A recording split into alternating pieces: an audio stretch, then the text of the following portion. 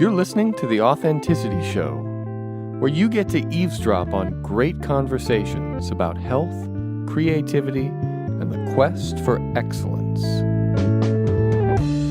Your hosts are Carlos Casados and Satch Purcell.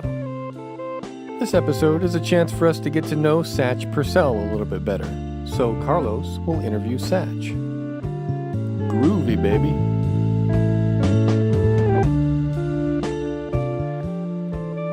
Satch Purcell.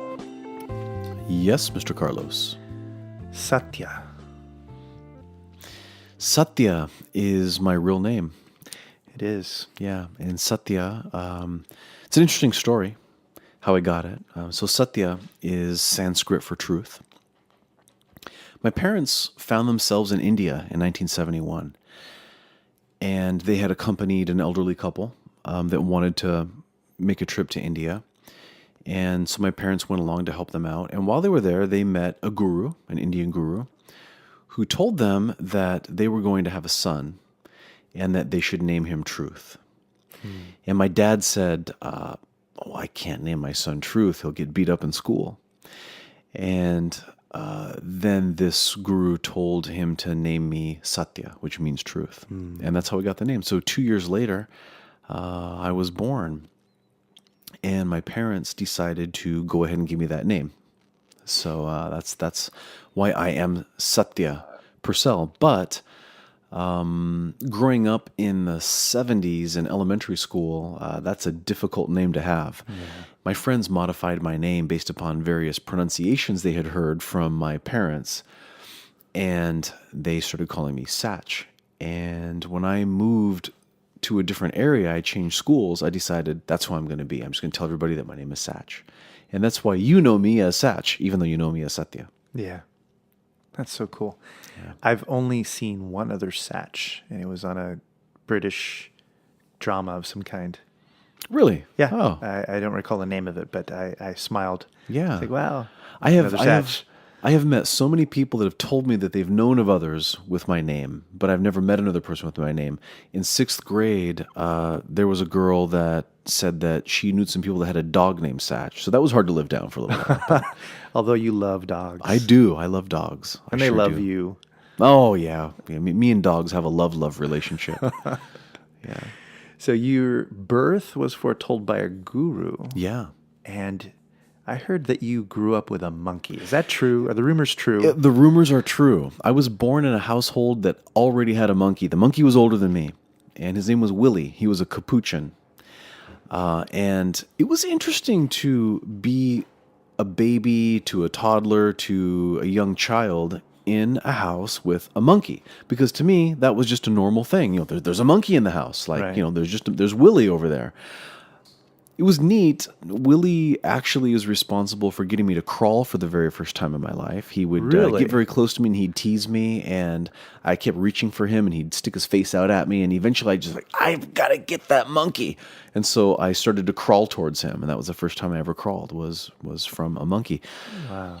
I probably have this monkey to thank for my deep need to be a ham and to perform because I used to do performances for Willie, and Willie had a cage in the living room, and I would pretend that I was people like Neil Diamond, you know, and I would run down the hall and I would sing into the fan, and the fan would cut up my voice. Somehow that made me think that was logical, that Neil Diamond would sing into a fan. Of course. And the monkey would scream and, you know, get all excited. He was like a fan. And so I got a taste of what it's like to perform for the monkeys. You know, it was fun. How old were you when the monkey passed? Well, I wasn't around when the monkey passed. What had occurred is my parents got divorced, and I was relatively young. And my mother and I were living in the house that we all lived in. And my parents sold the house after the divorce. And it is very difficult to get an apartment when you have a monkey. So my mom found an elderly couple that had several monkeys, and they took our monkey Willie, and he got to live a full, satisfying monkey life with a household that had various other monkeys. Interesting. How old does a capuchin live? I'm not certain. Our monkey actually had a liver problem, so he was small. He was smaller than your average monkey. And there's a funny story I have to share about Willie. One day he was rubbing his eye, and my mom walked past and said, "Oh, Willie, honey, is something wrong with your eye?" And he just really, played it up, and he put his hand over his eye because he was getting sympathy. Right. And so my mom calls my dad at work and talks about it. And so they were going to take him to the vet. And so my mom walks past him, and he switched to the other eye to get his sympathy. So monkeys are smart, but not always that smart. Wow. But Willie did have a liver problem, and so he was small, and so I would assume that maybe had an impact on his life. But he influenced me. Did Willie like to hit the bottle? Is that why? He probably did. Yeah. Well, he did like to sink his teeth into plastic bottles. He would sneak out of his cage when nobody was home. He'd find all these clever ways to get out of his cage, and he would go straight to the kitchen, open up all the cupboards, empty all the bags he could empty. It's like a scene out of a movie. Wow. He would pick up every plastic bottle. He loved the feeling of his teeth sinking into a plastic bottle, and who he'd doesn't? bite it several times. He'd throw it on the ground, and we'd come home, and the kitchen would be a disaster. But you got to love your monkey. Wow.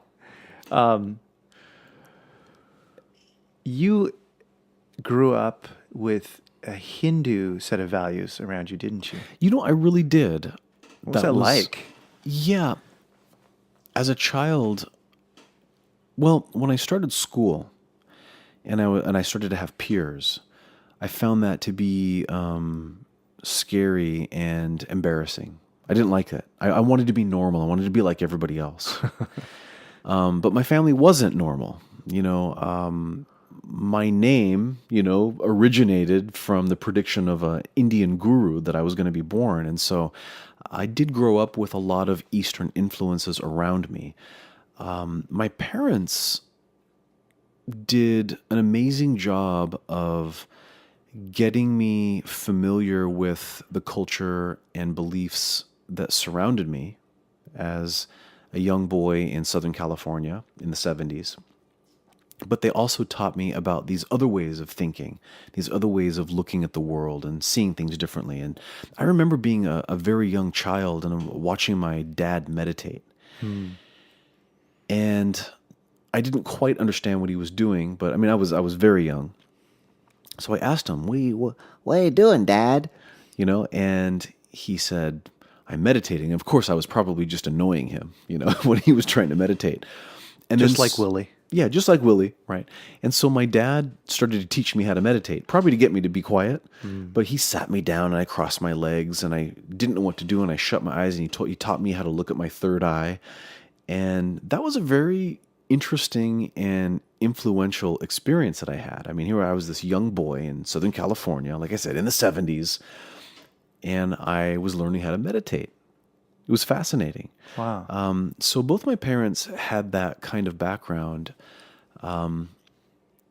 My dad really got me interested also in martial arts at a young age. That was his vision. And I'm so thankful that my dad did that. I didn't realize he was involved in that part. He was, yeah. My dad wanted me to learn Kung Fu. And he signed me up for Shaolin Kung Fu classes. And so when I was a little boy, I went to these Shaolin Kung Fu classes and I learned all these forms and I was really gung-ho at first, and it was something that my dad and I bonded over. He would take me to all the martial arts movies, Jackie Chan, and we'd watch old Bruce Lee films. And cool. And I fell in love with the TV show Kung Fu, of course. And, like you, I watched all the old, Kung Fu theater, and those things had a profound impact on me. And those things are, those movies, early martial arts training sort of piqued my curiosity that there are secrets in this universe. There are methods. Hidden things. There are ways. And those who are wise to the ways, have special gifts. There are special things for those people. And that fascinated me as a child. And so I gravitated towards martial artists. I gravitated towards old stories of Hindu characters like Hanuman.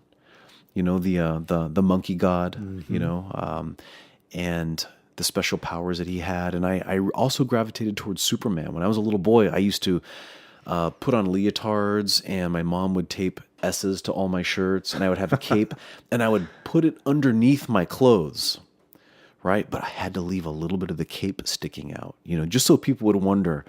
Accidentally on purpose. Accidentally on purpose. Is that the real Superman, right? And I think there was just something that caused me to want to be extraordinary. And it wasn't, and I didn't have a concept of, being special or having an ego or anything as a young child like that. But as I reflect back on it, I think it was just, for some reason, I had this innate drive to try to be on a quest for excellence. I wanted to find out what people were capable of, what I was capable of. And I believed magically that there was a way. Yeah. That I believed in magic.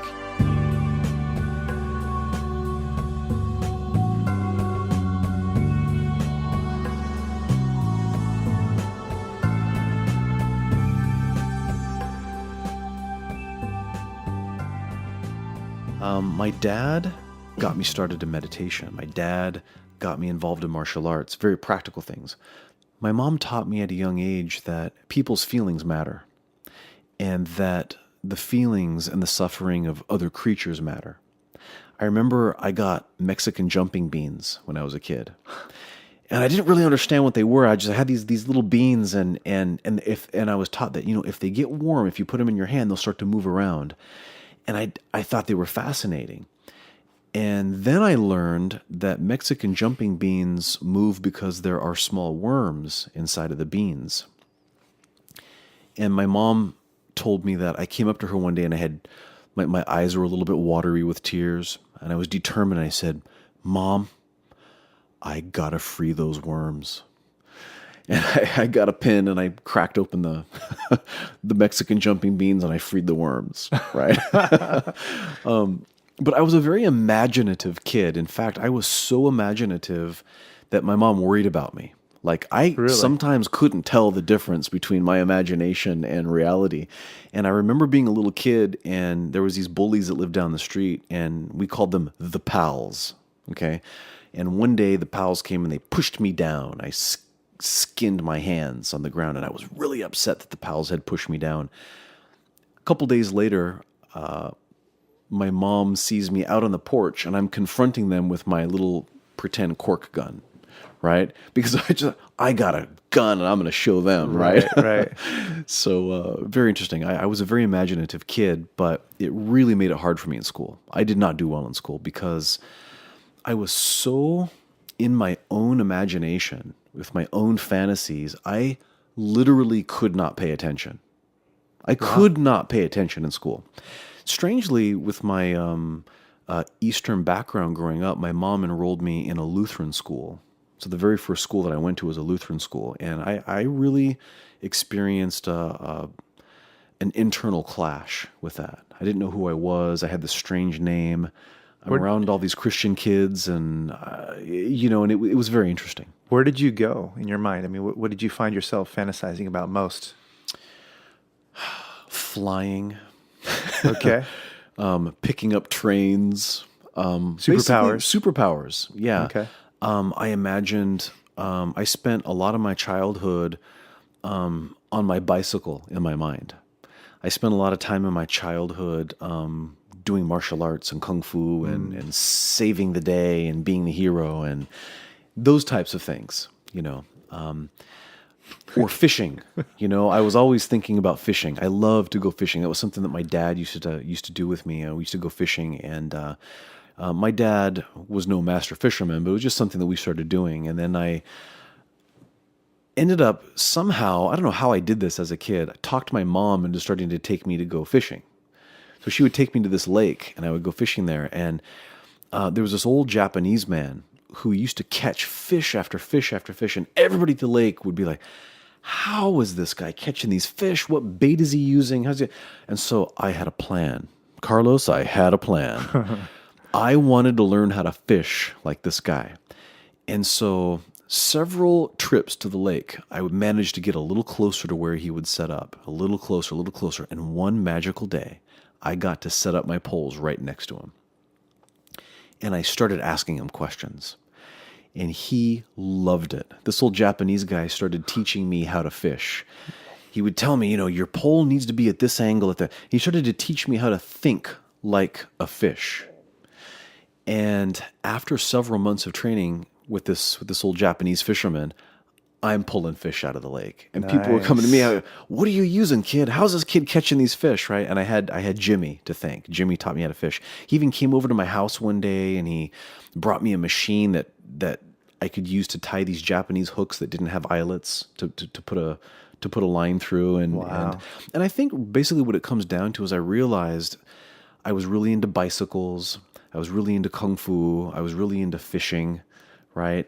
And I realized that at an early age, I began taking an interest in disciplines, in crafts, and they were always about mastery. And I didn't know that yet. Well, you gained skill. I mean, you essentially modeled him, and then you gained a skill that was demonstrable. Yeah, right. And absolutely. You got a little closer until you were totally matching him, and then you matched his physiology. He probably said he taught you how to think, so you're matching his his beliefs and values around what it is, and suddenly you could manifest the same skill, the same excellence that he had. That's exactly what modeling is. Yeah, absolutely. And at this point in my life, when I was learning how to fish, I had lost interest in my kung fu classes. Right. So I wasn't going to kung fu classes anymore. It was part of my past. I still loved martial arts, but we're children and we have various interests and we lose interest quickly. Right. And I remember at one point he was so proud of me. Jimmy was really proud of me. And I had a bite on my pole and I ran down there and he yelled out, "Go get him, little buddy." and I caught this big gigantic fish and my name was in the newspaper. It was a big gigantic rainbow trout. And I remember feeling so proud that I made him proud. Nice. And for some reason, I never felt that in school. If I could have felt that in school, I probably would have Mensa. Yeah. I probably would have been a good student. And I was never a good student. I had some mild dyslexia and had difficulties being able to tell the difference between particular letters and numbers. And my mom transferred me to the public school system out of the Lutheran school that I was going to. And for me, that was the right thing because the public school system was a little bit better at catching the problems that I was having and putting a plan together to help me overcome that. And they did. And I think one of the most amazing things in my life, like what is the one thing that I overcame? I learned how to read. That would have been like, I could so easily have been one of those kids that really honestly just never learned how to read and just had trouble in school and dropped out. Yeah. Thank goodness that didn't happen. Indeed. I mean, for a person who had trouble in school, you certainly have your share of college degrees. Yeah. I went from dyslexic and can't read to 2 master's degrees and the student loans to prove it. Right. As I often say, right? Right. But, I fell in love with learning later in life. I didn't realize when I was young that I did love to learn, but I love to learn martial arts, and I love to learn how to fish, and I love to learn how to ride a bicycle, and those types of things. Skills. Skills. As Napoleon Dynamite would say. Absolutely. Yeah. It's all about the skills. Right. A little later in my life, I really got into bicycle riding. And so I got into something that's called, or used to be called, bicycle freestyle. And today people would think of it as the X Games, right? So I used to be involved in the precursor to the X Games, which was bicycle flatland. And so I did bike stunts, on the ground. And again, I got into that in junior high school. And again, that was important to me. That was something I learned. That was a new craft for me to master. But it certainly wasn't school, and I spent all my time thinking about my bike and mastering these tricks, but never school. It was almost like school had to wait. Somebody hit the pause button on school for me. It was, having known you since that time, mesmerizing watching you do that. I loved that period of time after school, but before the classes at the martial arts school started. Right. Because that's where we met. We met right, at the Kung Fu studio. Exactly. And the listeners don't necessarily know that till now, but we studied Yeah. martial arts together, and that's how we met. Yeah, that's right. But I used to love to watch you, all the tricks, balancing on your bike and spinning around and doing all these crazy backwards twisting, spiraling, circling actions, where you're flipping and hopping and bouncing around. It was just really cool to watch. And yeah, I was bummed that we didn't have enough time.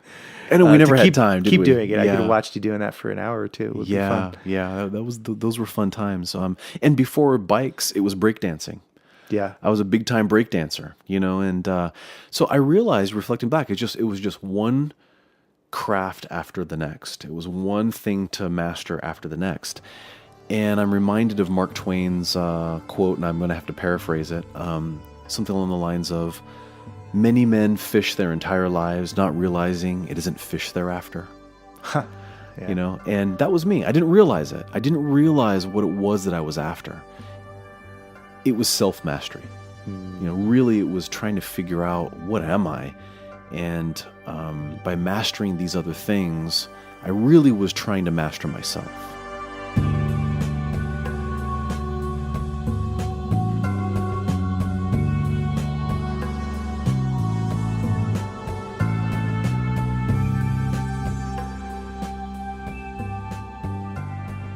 You come across as a very masterful person because of, I think, some of the things you've had to deal with in life have been, I think, the kinds of things that masters have had to deal with, just heavy, difficult things that you've had to get through. And you do that. I don't want to get so heavy, but at the same time, I think it would be nice to hear a little bit about how you've worked through some of those things, because that's encouraging to people. Yeah, and absolutely. I love hearing about it. Okay. So tell me a little bit about your mother. I know she struggled a little bit with some mental illness. Sure. Like, if you wouldn't mind talking about that a little bit. Yeah. No trouble at all. My mother, bless her heart, wonderful person in my life, amazing person, an inspiring person. She was completely incapacitated by obsessive-compulsive disorder. And she's passed on. My mother's passed away. She died in 2003. And for people that don't have a feeling for what real obsessive-compulsive disorder is, it's become a popular thing to talk about how, I'm so OCD. I'm so, hear that a lot. Clinical obsessive-compulsive disorder is totally incapacitating. It can get to that point. They're always very intelligent people. They're always very, very smart, very, very capable people. But what's the key for OCD is that it is an anxiety disorder. And when somebody has an anxiety disorder like OCD, they pretty much will do anything to prevent themselves from having a panic attack. Because when you have a panic attack, it feels like you're going to die. It feels like, oh my God, this is it. This is death approaching me. And people will do what they have to do to avoid it. In obsessive compulsive disorder, the brain, and we did not know this at the time, right? This is something that I learned about later in my studies. Obsessive compulsive disorder is a disease where there's a particular part of the brain that is involved in allowing you to feel like you have a sense of completion, that you've completed something and that it is okay now to move on to the next thing. That part of the brain sort of misfires, and it never gives the person a sense of completion. Like, there's always an open loop, right? And so if the person does not give in to the feeling, the compulsion that they need to do something, like, for example, hand washing. I've washed my hands and my hands are clean, and I know that my hands are clean because I'm a smart, intelligent person. My hands are clean, but my brain is telling me that I'm not finished, even though I know that I'm finished. But the problem is, if I don't go back and wash my hands again, I'm going to actually have a serious panic attack. And so that's why people with OCD continue to do what they do. I remember seeing a TV show where it was a documentary about obsessive-compulsive disorder. There was a guy who, even though he knew that he could not accidentally seal his daughter in an envelope, he had to open up all the envelopes when he was paying his bills just to make sure. Now, he knew his daughter could not be in an envelope, but the compulsion, the obsession to go and open the envelope to make sure was what he had to do to not have a panic attack. Wow. So growing up with my mom, I do have an older sister, my sister Lori. She's 10 years older than I am. So even though I have a sister who was older than me, I might as well have been an only child because it was just me and my mom growing up. So my sister I love my sister. She's amazing, but we didn't spend a lot of time together growing up in the same household. Okay. So my mom and I grew up together, and I sort of ended up becoming her rock, her sense of stability. And at a very young age, my mother would get stuck in the house. She couldn't get out. She'd be washing her hands. She would be counting things constantly. She'd be stuck in the corner of the house because she had issues with beginnings and endings. Like she couldn't walk out the front door unless she went and touched the other side of the room before she left, but then it didn't feel right. She'd have to go back and touch it 11 times, and then that didn't work anymore. And it had to be, I have to touch it 11 sets of 11. And so she would just touch the wall. 1, 2, 3, 4, 5, 6, 7, 8, 9, 10, 11. 1.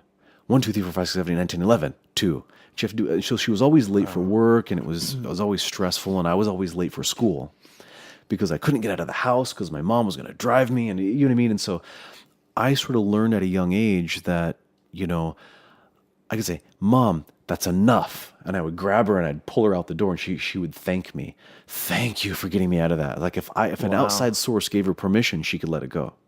Right? But if she was on her own, she couldn't let it go. So, growing up with that, she would, the anxiety, there was always a sense of tension in the home, right? And now I share these stories right now, not at all because I want listeners to say, "Oh, what a tough life he had." People are naturally gonna have those thoughts. The reason I'm sharing this is because those situations prepared me for things that were to come. And I couldn't have appreciated it at the time. But the kind of work that I ended up getting into and the kind of insights I needed to have into people's minds and emotions and illnesses and things like that, and the ability to know that I could have an influence on people's physical health and mental health, really started with my mom's mental illness and learning that I could influence people. And I think it gave me a sense of empathy that maybe I wouldn't have had otherwise. And so those are tools. Those are tools that I think have helped me, and I'm thankful for those tools. I wouldn't go back and have a mentally ill mom. I would never, recommend that as a strategy. Yeah. Right. But we get things in life, and that's what we have to deal with. What about your father? My dad, one of the most powerful influences on my life, the man who taught me how to meditate, fell into having some very, very serious alcohol problems. Very, very serious. And I think one of the things that I learned about that with my dad is that I had to accept that people could simultaneously be fantastic and have lots of flaws at the same time. Right. Here I've got this father who taught me how to meditate and is getting me involved in martial arts because he knew the value of mastery, and he taught me all kinds of amazing things. My dad was the person who taught me to respect women. Nice. My dad was the person who taught me about having a code of behavior, all kinds of amazing things. He taught me how to work hard. My dad taught me all kinds of incredible things. But he'd pick me up and he'd be completely drunk and we'd drive in the car. I remember one time my dad was looking on the road and he says, "Son, you don't do what I do." And, "Well, what's that, Dad?" He said, I don't want you drinking and driving, right? As we're on the road, right? So I had to realize that, sometimes you got to be your own parents, and I had a dad. I love my dad. I could take all these wonderful lessons from my dad, but he also taught me that sometimes the best lessons you learn in life are when your role models show you the wrong way to do something. And maybe I was just fortunate that that's the angle that I chose at that young age. That, my dad is showing me the wrong way to do this. I won't be doing that. He could crash the car and kill us both right now. I was too young to drive. Might have been safer if I did drive, right? But he was simultaneously this incredible guy who had this awful disease, and he was very selfish about it, and put me in a lot of danger. Put my younger sister, I also have a younger sister who's about 10 years younger than me, and put her in tremendous danger.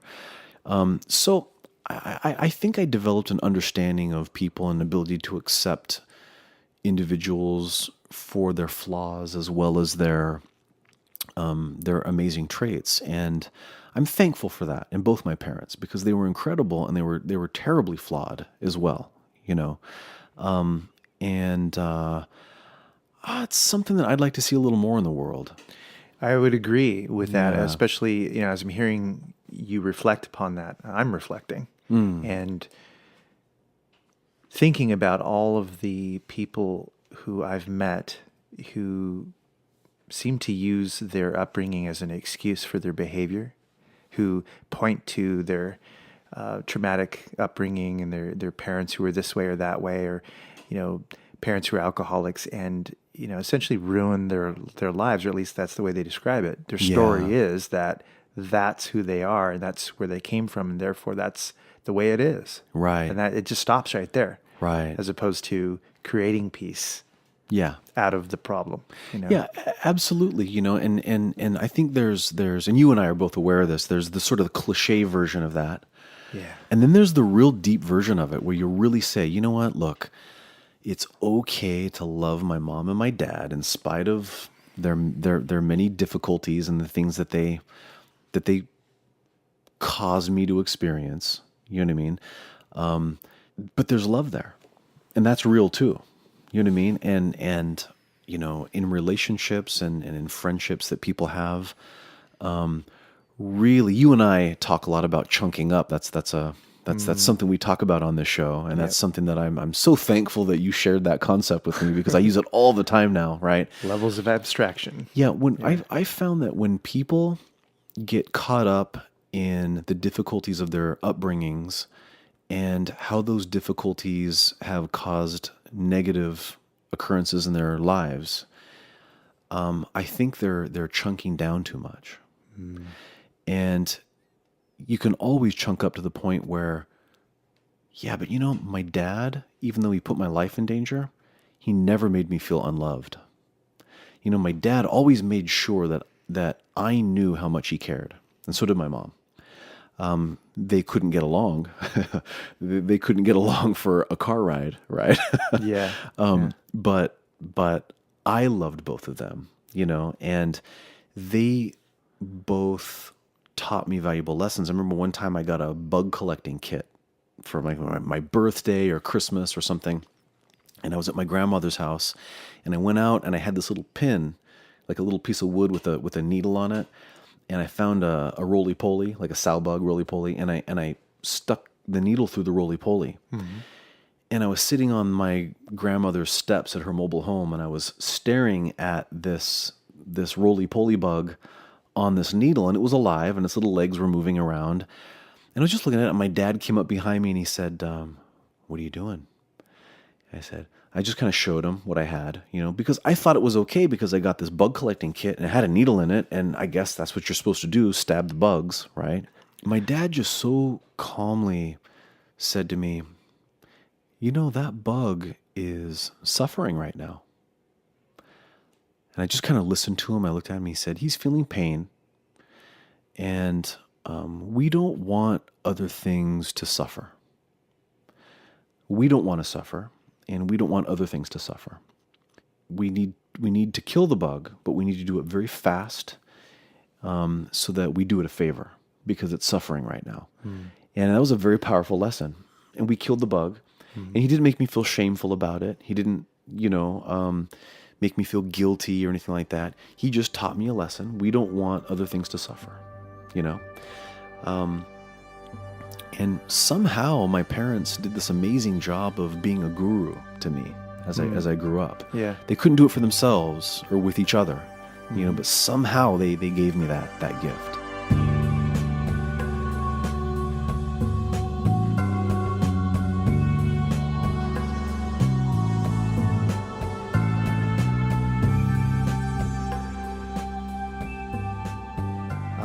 I would love to hear about your marriage to Taniya. Sure. My favorite topic on planet Earth. Yeah. So I married an incredible person. My wife, Taniya, she's a gorgeous Sri Lankan with gigantic eyes. I always tell her that she looks like the classical paintings of Indian ladies on Indian temples, So Taniya, I was mesmerized by her when we met. And early in our relationship when we were dating, she was diagnosed with multiple sclerosis. So multiple sclerosis is a chronic degenerative neurological disease where the immune system attacks the covering on the nerves in the brain and spinal cord. So at first I felt kind of ripped off. We both did, that we met, and I finally met the one, and I knew it. Oh boy, when she showed an interest in me, I thought, this girl is like way out of my league, and she's actually interested. I don't know what's going on here, right? and so we just hit it off. It was amazing, and you knew us early on when we were dating. I did. You and I had reconnected shortly after that time, a couple years into that, so Taniya has multiple sclerosis.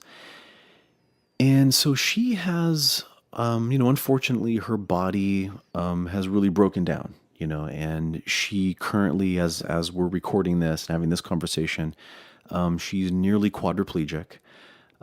She spends her days either in bed or in a wheelchair, and life's difficult for her. It's difficult for both of us. But my upbringing, and I think my training as an acupuncturist and my training as an occupational therapist gave me the skills that I needed to be able to handle the situation, right? It has not been easy, but I feel very fortunate that my particular training has given me skills that I can use to give Taniya a better life. And, sometimes people will say, hey, Satch, it's pretty cool that you stayed with her. And, and I always appreciate the nice things that people say that recognize, those types of sacrifices. But my typical reply to them is, yeah, but if the tables were turned and I was the one who was ill and she was the one who was healthy, she'd probably do an even better job taking care of me. And so I like to use perspective. One of the angles that I use in my own philosophy, I'm a big lover of wisdom. I've always sought out wisdom. And one of the things that's helped me gain more wisdom is understanding that space, shapes, angles can help us create tangible solutions to mental things that we would normally not be able to find solutions for, right? So for example, Taniya has this disease. I'm her primary caregiver. At the end of a long day, I come home and let's face it, we got to change diapers and lift up another person and deal with pain and dizziness and nausea and vomiting in the car and hospital trips and, over holidays and these kinds of things, right? But when I say, yeah, but if the tables were turned, she would do a better job for me, that's a spatial solution to the problem. You see what I mean? Create space. I've used space, right? What did I do? This is not an equation that goes in one direction. This is not a north to south relationship. we can, in our minds, flip it. North and south just turned. What if I was the one? Mm-hmm. And then every time I have, a difficult moment or a difficult day, and I feel overwhelmed with, my energy is running low, I'm tired and I'm maybe having compassion fatigue. Compassion fatigue is something that caregivers have to deal with. All I have to do is flip the script and say, what if I was the one? She'd do so much better than me. Or what if I wasn't here? What if she had to face this problem by herself? And I take a moment and I imagine that, have a little negative fantasy, so to speak, to say, what if she was by herself and living in a nursing home someplace, not getting the kind of care that I could give her? And I become overwhelmed with compassion. I think, I cannot let that happen. Thank goodness she didn't have to come into this life and face that by herself, And so I always try to find ways to take something that is difficult or negative and take the energy in that, because to feel negative requires energy, right? If I'm going to feel sorry for myself, I have to spend energy feeling sorry for myself. That saps energy for sure. Yeah. If I'm feeling depressed, that's okay sometimes, but depression sucks energy like nobody's business, right? I sometimes get angry. Sometimes anger is the only way I can find enough energy to pick her up and put her on the toilet. I got to get a little angry to pick her up and put her on the toilet, right?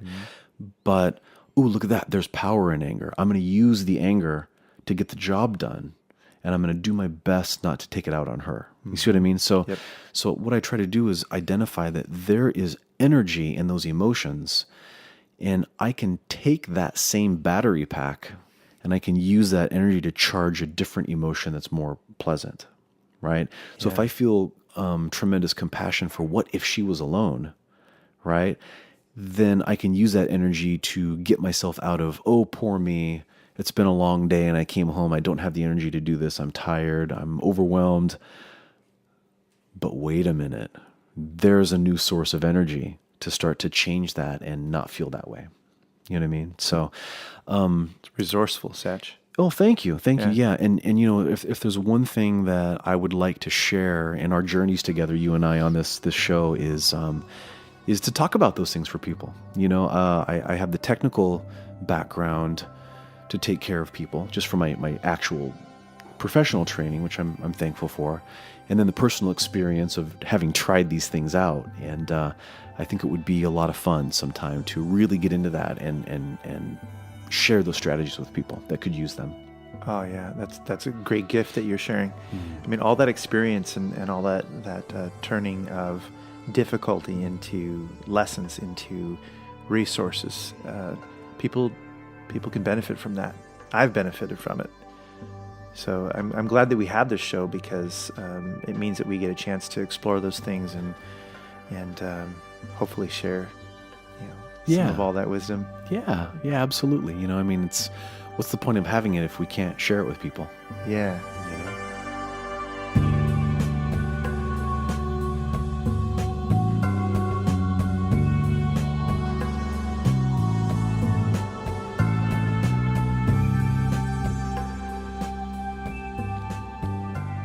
One of the things that we do together, yes, is run. We do. We're we runners. Are a couple of runners, aren't we? Yeah. Yeah. What drew you into being a runner? To being a runner. And what specifically about it was? I hated running my whole life. I can relate hated to that. it. I never liked running. It was painful. It was boring. I hated running. And I have my wonderful wife, Taniya, to thank for me becoming a runner. She noticed an interesting curiosity that arose in me during an interview that we saw on television about a book on running, and she secretly got me the book.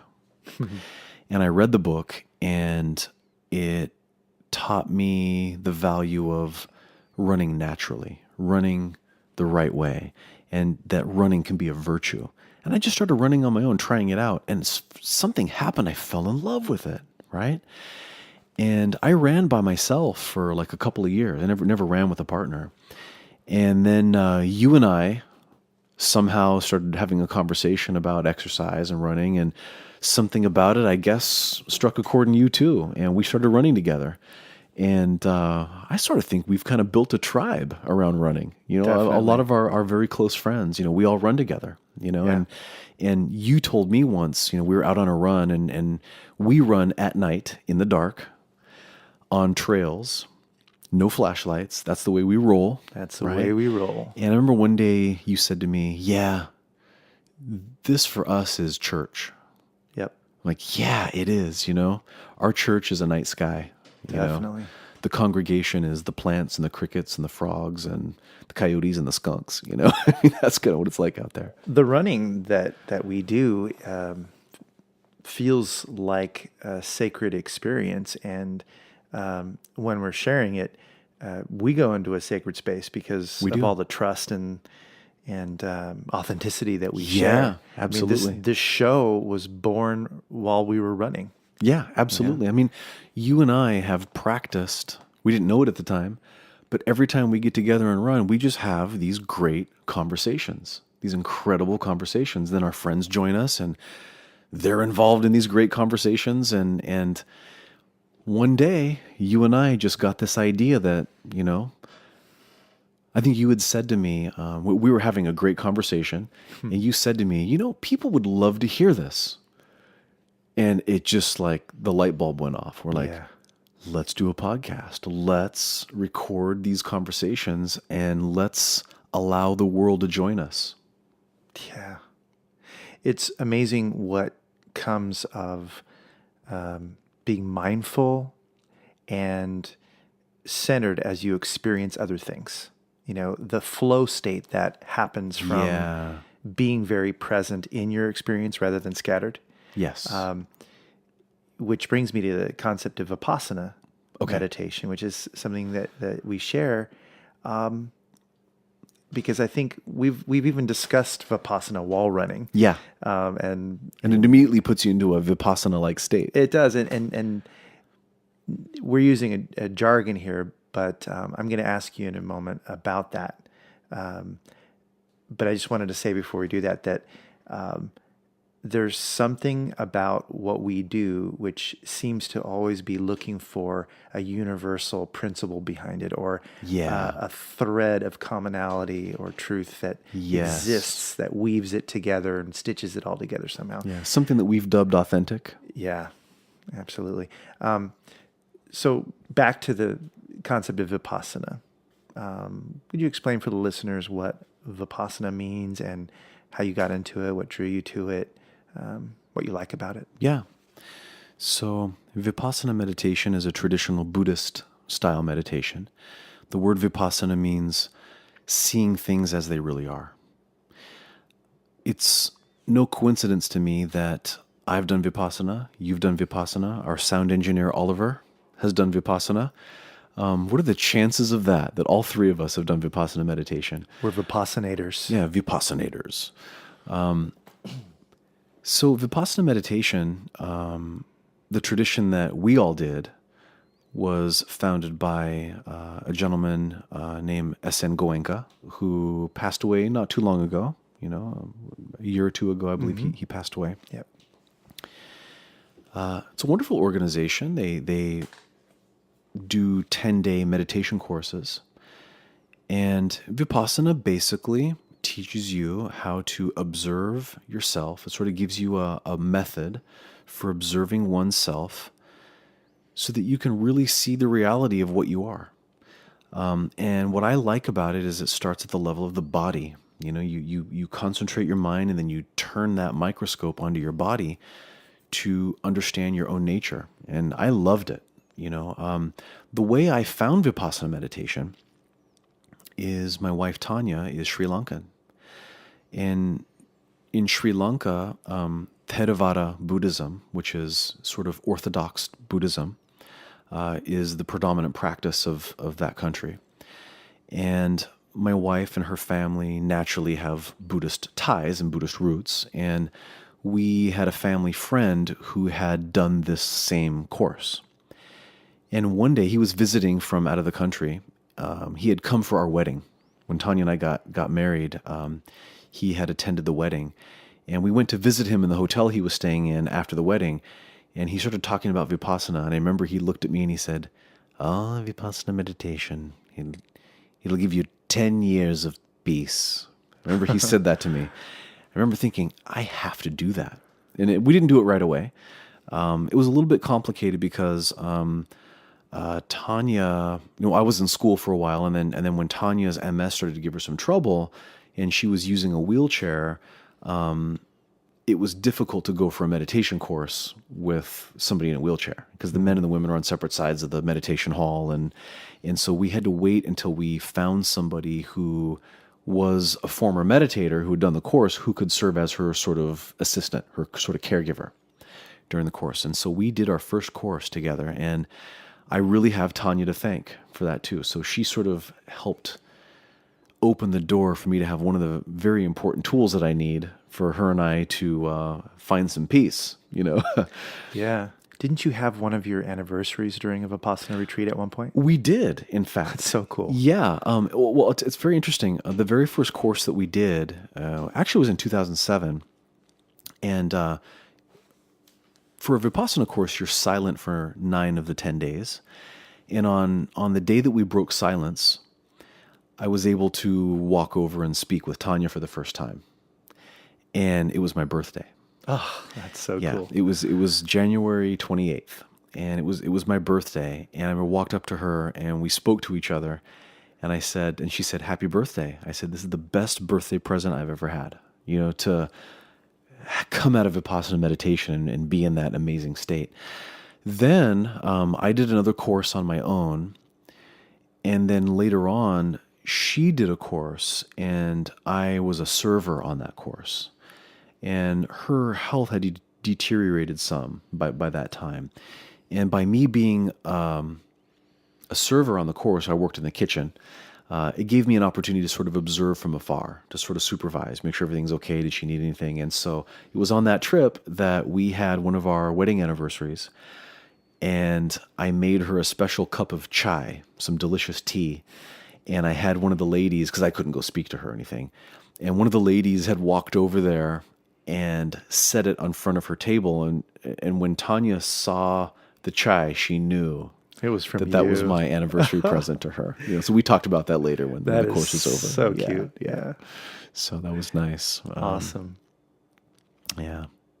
Yeah. You just being you and Taniya just being her and knowing you guys has been a very heartwarming, beautiful experience for me ever since, I saw you two together. The glow of love and, deep resonance in my own heart and appreciation for how beautiful that is always has been such a great, inspiring, wonderful thing that very often brings tears to my eyes because it's just so awesome to be able to witness that. Thank you. Thank you.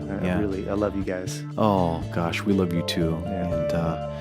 And it's a fun journey all of us are having.